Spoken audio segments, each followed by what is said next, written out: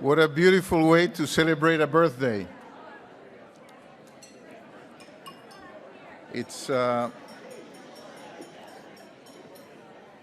We heard about some beautiful examples of giving, and perhaps we can say just a few words about how to use those gifts. Jane asked me to take a couple of minutes to say a few words about why the AVINA Foundation, since it joined the Global Philanthropy Forum, has been a strategic partner.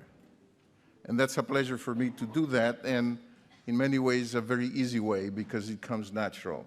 And I'd like to do that with an anecdote. The setting is a hotel, just like we're now, but it's the Mount Washington Hotel in New Hampshire. The year is 1944, and the occasion is another forum, the Bretton Woods Conference. And the topic, just like we have now, at the time, was turning points.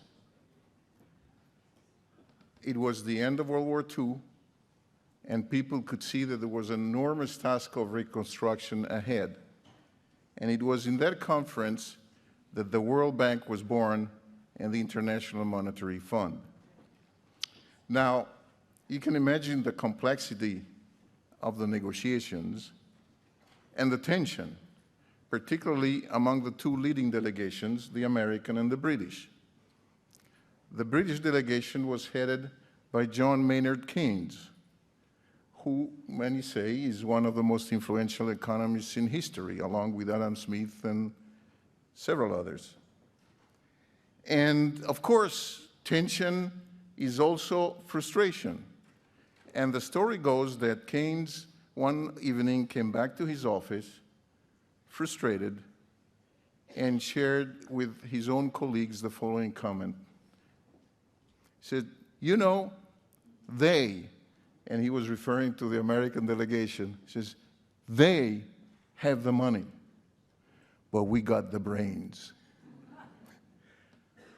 The next day, that comment reached the American delegation, and the reaction was, "You know, if we got the money, who needs the brains?"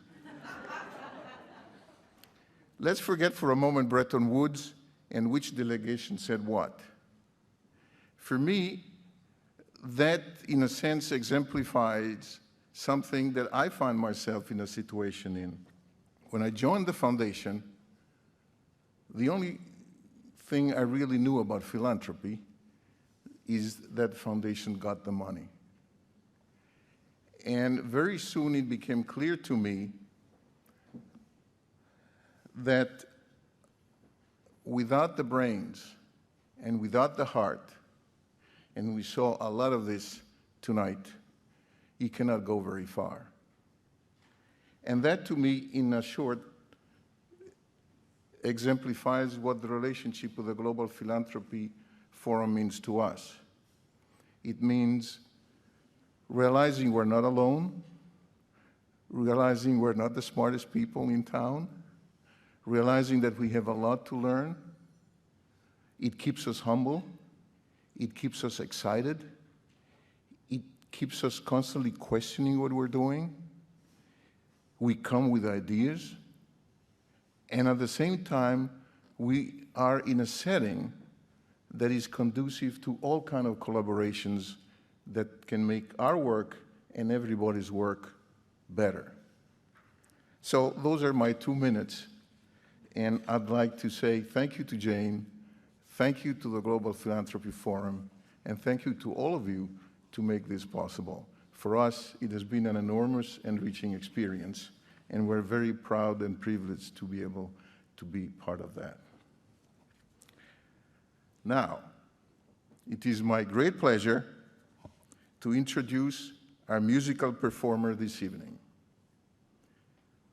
Ukulele master Jake Shimabukuro has taken the 4-string, 2-octave instrument to places no one has gone before. performing incredible music that ranges from jazz, blues, and rock to bluegrass, classical, and folk. His live concerts are an out-of-the-box blend of stunning virtuosity, deep musicality, and a natural entertainment's flair. Jake got his start at age 4, when his mother gave him his first ukulele lesson. Fascinated by the instrument, he eventually began playing regularly at the local cafe, where his talent and reputation blossomed. Many years later, Jake now has his own record label and tours extensively in the US and Japan. Jake has completely rewritten the book on the possibilities of the ukulele, and is adding new chapters with every CD he records. A warm welcome to Jake.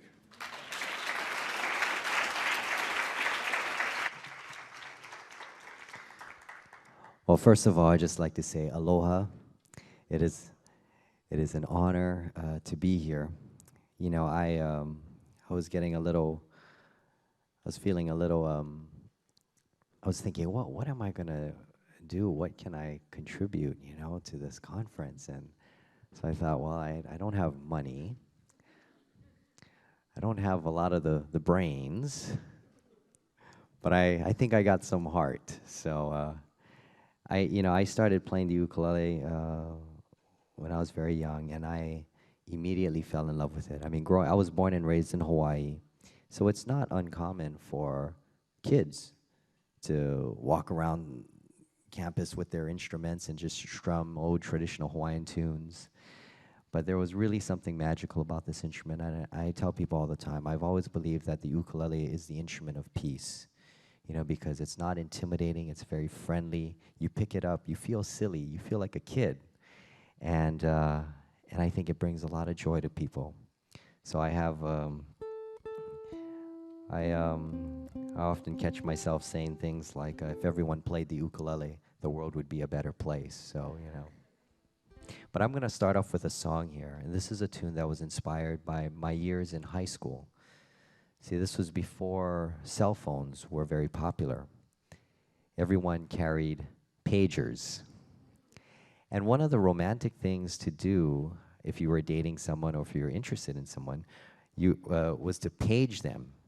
You would page them and put the numbers 143, which was the numeric pager code for I love you. So this is a song based on those memories, and it's a tune called 143. And I guess this was the early days of text messaging. I hope you enjoy this.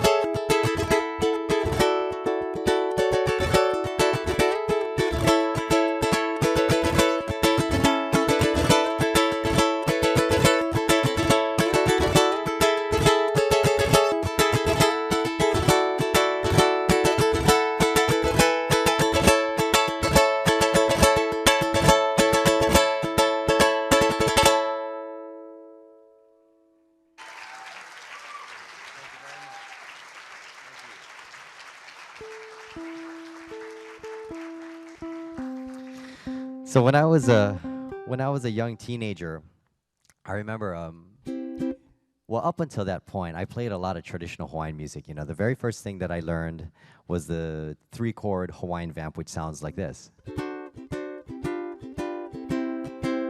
And from those 3 chords, I mean, I was immediately hooked to this instrument. But with those 3 chords, you know, you can play at least 300 traditional Hawaiian tunes. But I remember when I was a young teenager, actually, I think I was a freshman in high school, a friend of mine handed me a videotape, a VHS tape of a Van Halen concert. And I remember going home, popping that tape in, and watching this amazing concert on TV. And it was on the television set. And there was Eddie Van Halen just shredding on his guitar. And his band members were just running across the stage and jumping off the stage and just having so much fun. And I remember thinking to myself, that's what an ukulele concert should be like. So I wrote this song, and this is, I guess, what I imagined rock ukulele music to sound like. And it's a song called Bring Your Adze. And most of you know that an adze it's an ancient cutting tool that the Hawaiians would use, and it looks like a small axe. And in rock and roll, guitar players often refer to their guitars as their axe. So they'll say, hey, bring your axe, or they'll say, bring your axe to the gig. That means bring your guitar. So since the ukulele is a little smaller than a guitar, I thought this would be more appropriate.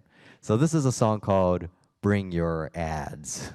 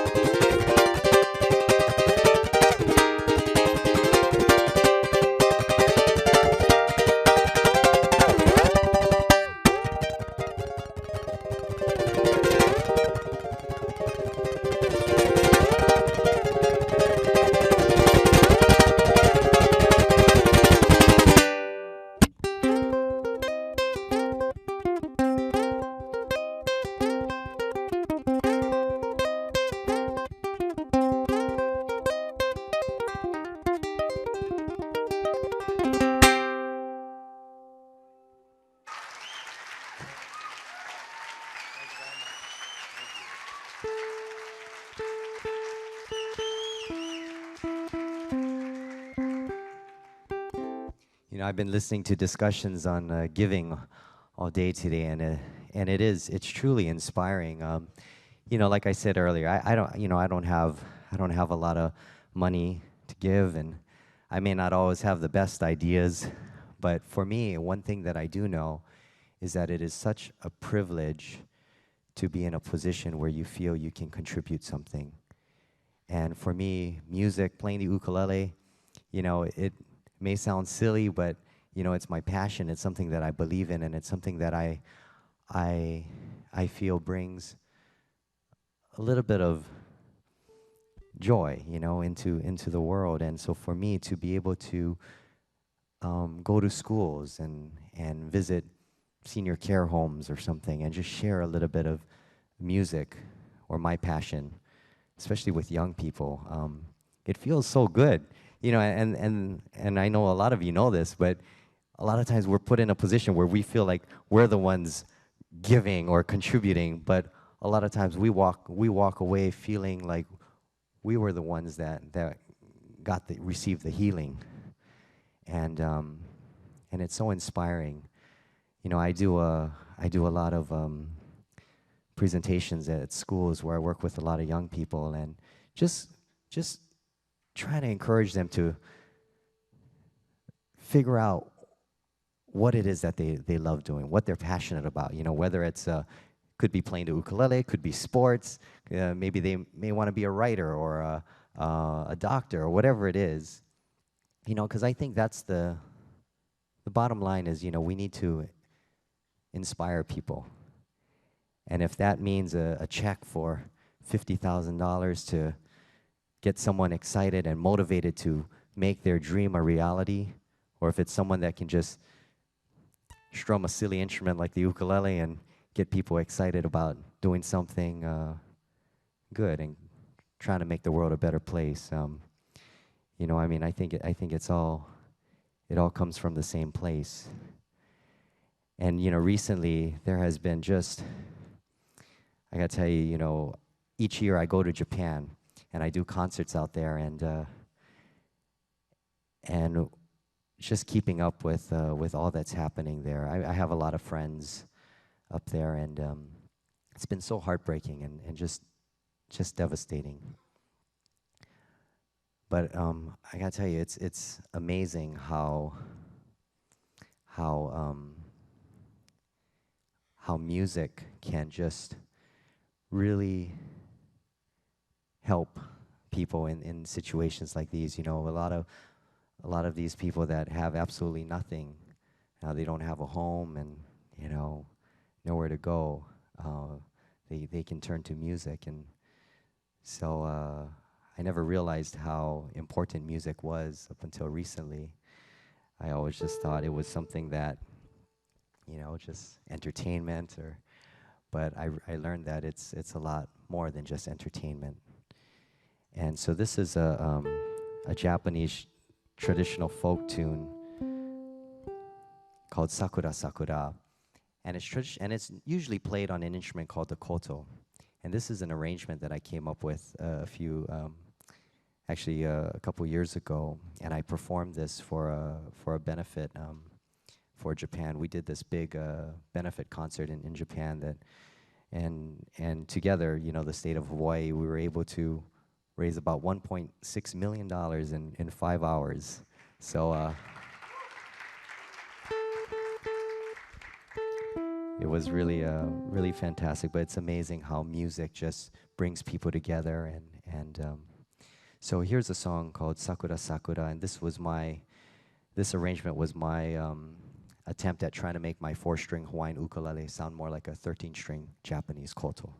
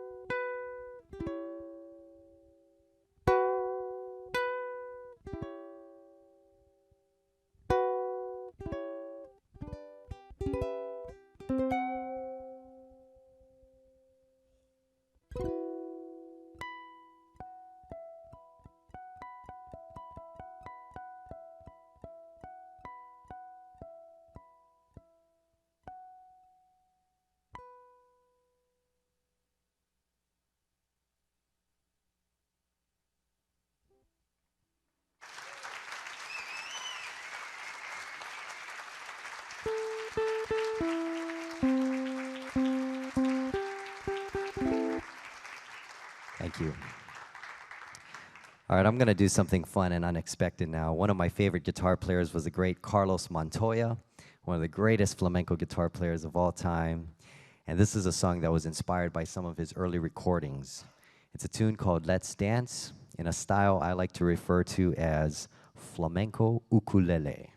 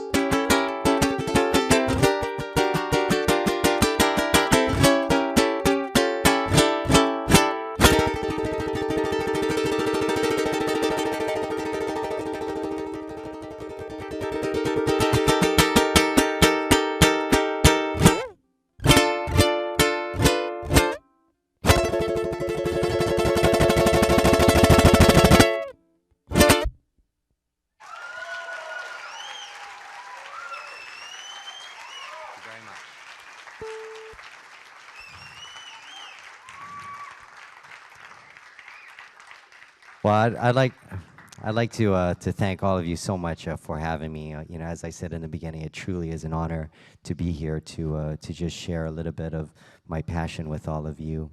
And I just want to say that, you know, to all of you, thank you so much for all that you do, because I know there are a lot of people here who you know, who don't necessarily like the spotlight, or they like to stay in the, you know, in the behind the scenes or behind the curtains. But you know, we know that it's people like you that really make this world special and make all these great and wonderful things happen. So we thank you so much for your heart and your brain and your bank accounts. But I'm gonna close with one more tune here, and this is a song that was composed by one of my favorite artists, because not only was he just a gifted musician, but he was also one who wanted to make the world a better place and cared so much about people. And he was the great George Harrison, and who also was a big fan of the ukulele. So I'm gonna play this piece here. This is a song called "While My Guitar Gently Weeps," and I played this on a television show about 6 years ago. And around that time, there was an internet site that just started up called YouTube. And luckily, a clip of this video got on this YouTube site, and people would download it and email it to their friends. And over the last few years now, I think it's gotten over almost 8 million downloads. So it's because of this song that it's probably the reason I'm standing here today. You know, this song has, this internet video has allowed me to record and perform with some of my heroes. You know, in the last few years, I've been able to collaborate with people like Yo-Yo Ma, Jimmy Buffett. He's another one. He's all heart. And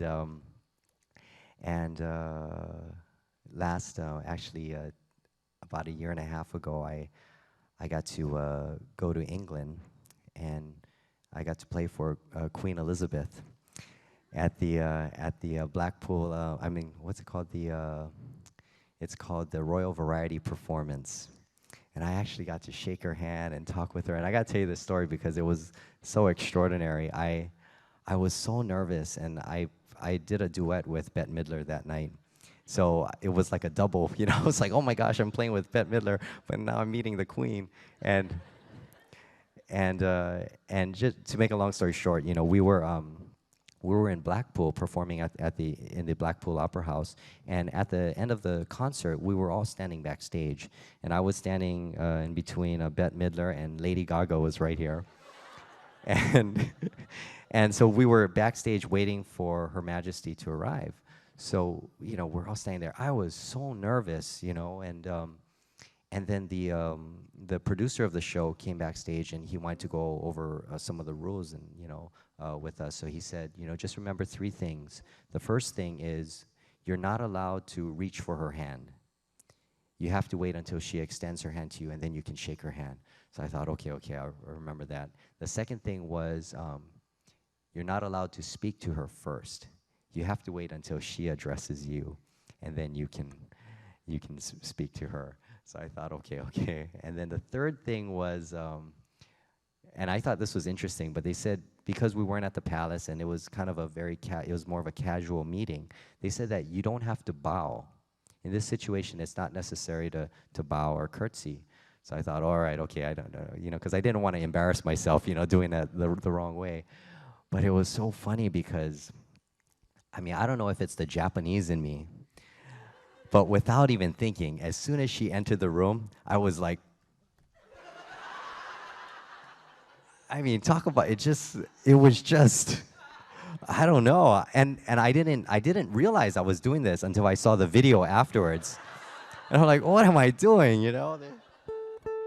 But it was extraordinary. And And you know, and it's because of the ukulele. You know, it has opened up so many doors for me, and every morning I wake up and I pinch myself, and it's been such a blessing. So and all that you do makes people feel like that every day. Makes people feel inspired, and they receive that check that makes them feel like they can fulfill their dream and continue on with their passion, and they can put the legwork and the blood, sweat, and tears behind that check and make it all happen.